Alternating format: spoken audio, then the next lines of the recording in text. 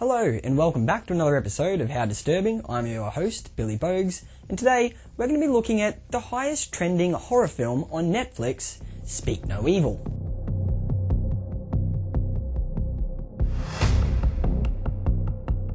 As usual on How Disturbing, we're going to do three things with Speak No Evil.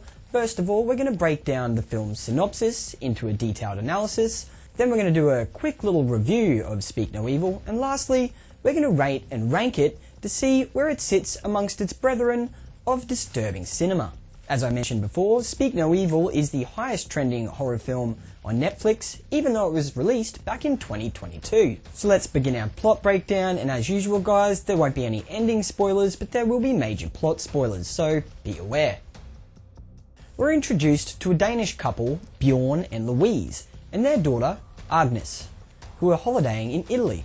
Because there's a few characters in here and things could get confusing, I'm going to refer to these two as Good Dad and Good Mum. Agnes loses her toy rabbit, and Good Dad goes looking for the bunny, and he finds it sitting on a wall. When he returns, his family is talking to another family, Patrick, Karin, and their son Abel. Again, for the sake of clarity, I'm going to refer to these guys as Bad Dad and Bad Mum. Bad Mum and Dad's son Abel actually can't talk, because he's got some sort of tongue disorder. Bad Dad compliments Good Dad on his efforts to find the lost toy, and for some reason, this is really fucking weird. You went to find the rabbit? Yes.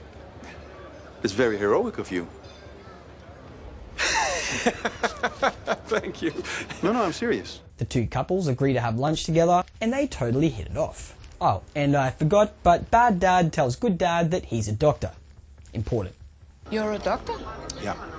Alrighty, we're back at home in Denmark at the Good family's apartment, and they've received a letter. You'll never believe who it's from. It's from Bad Dad and Bad Mum. Turns out it's an invitation from the Bad family, inviting the Good family to spend a long weekend with them in the Dutch countryside at their holiday home. And wouldn't you believe it, but the Good family accepts. Before you know it, Good family is being shown around Bad family's holiday home. It's dinner time, and while boar is on the menu, we have our first super weird moment when Bad Dad forces Good Mum to eat some of the boar, even though he knows that she's a vegetarian. This is for you. Oh no, that's fine. I insist. Next weird moment is when Good Dad is outside throwing some garbage away when he runs into young Abel. The child opens his mouth up to show Good Dad his whole fucked up tongue situation.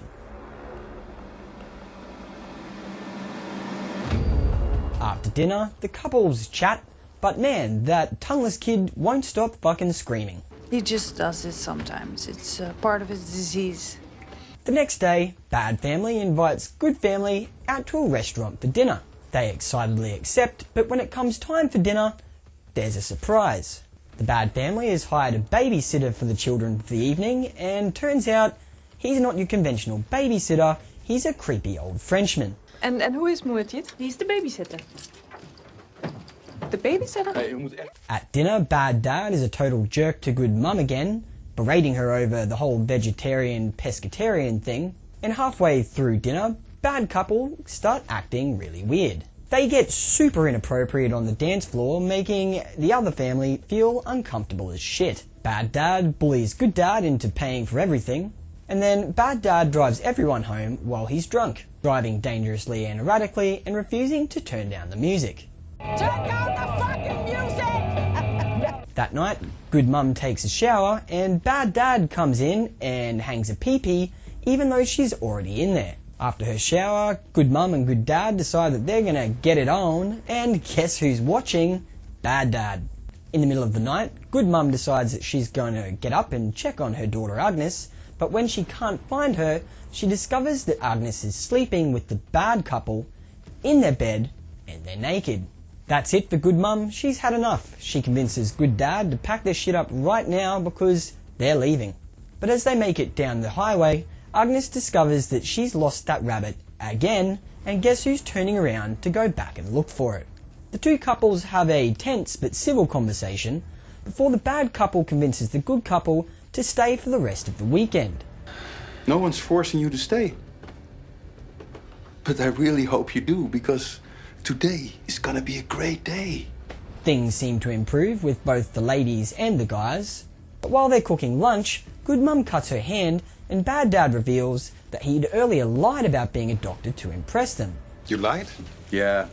Sometimes I get a little insecure when I meet new people. Wow, what a fucking weirdo. Now, Agnes has taught Abel a dance, and the two children want to show it to their parents after lunch. But when Abel keeps screwing up the dance moves, Bad Dad loses his shit and screams at the poor child. Good Dad calls him out for his abuse, and once again, Good Mum leaves.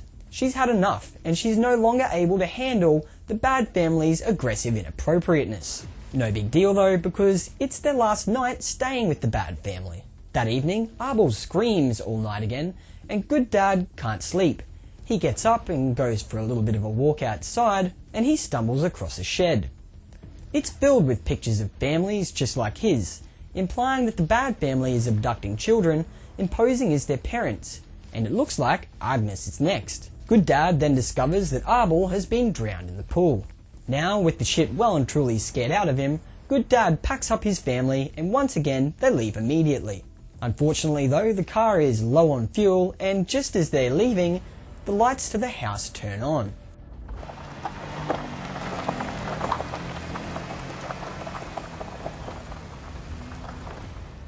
At this point, we're pretty far through Speak No Evil, and I can't go any further without giving away major ending spoilers. But I will tell you this.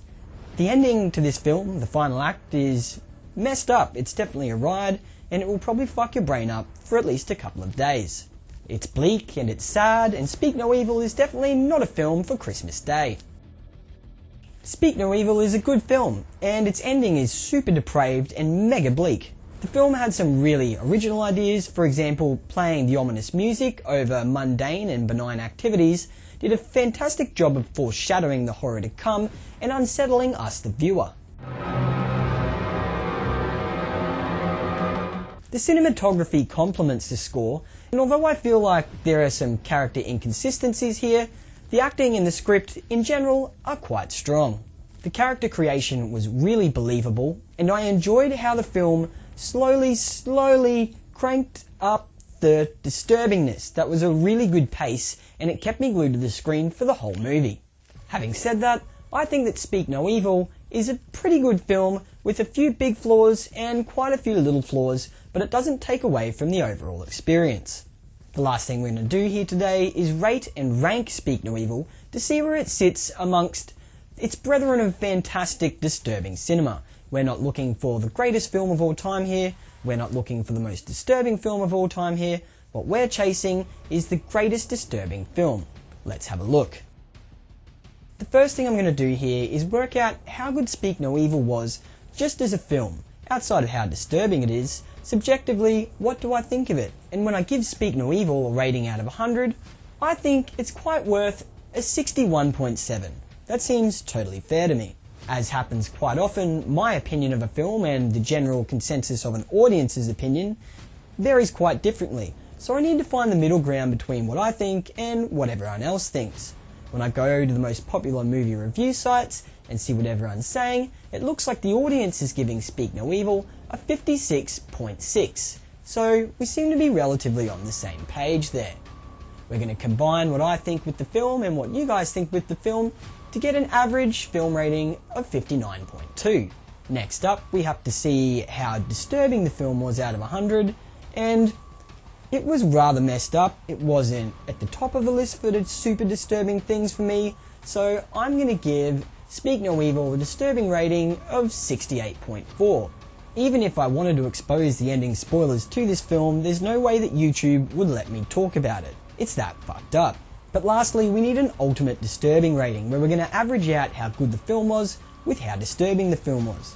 And when we put those two numbers together, it looks like Speak No Evil is getting an ultimate disturbing rating of 63.8, which is a super good score. Remember guys, not everything can be a 10, that's reserved for amazing stuff. We open up the grand spreadsheet with all the movies that I've looked at so far, and impressively, when we put Speak No Evil into here, it's getting a number 2 overall.